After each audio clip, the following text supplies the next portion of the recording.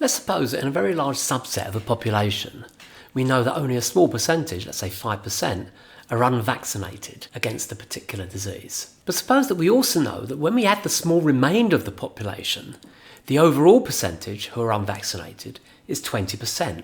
The question is, what proportion of the remaining group are unvaccinated? Let's imagine a population of 100 people. And suppose we know that 20% of that total population are unvaccinated. So there's our 20 out of the 100 unvaccinated people.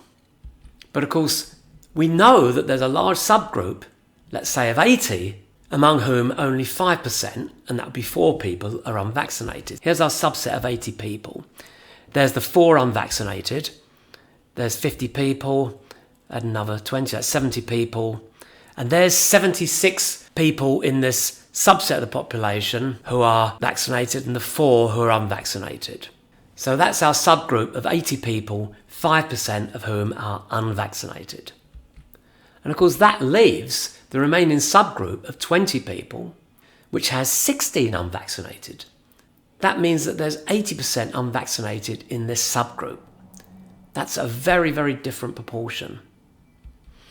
So these are two very different subpopulations. It's impossible that this large subset with so few unvaccinated could have been representative of the entire population. It's not possible that this was a random sample. It's a very biased sample. And what that means is that any inferences you make about large group are unlikely to be relevant for the whole population.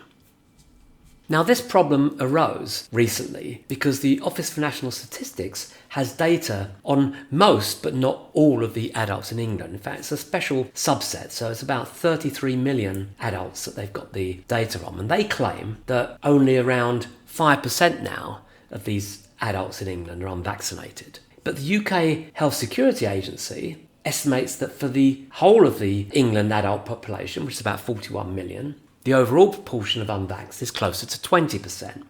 And so the question is, assuming these estimates are both correct, what proportion of those adults not in the ONS dataset are unvaccinated? And in this short paper, I did the maths for that. And of course, while that looks quite intimidating, it's just a formalisation of the visual explanation I just presented.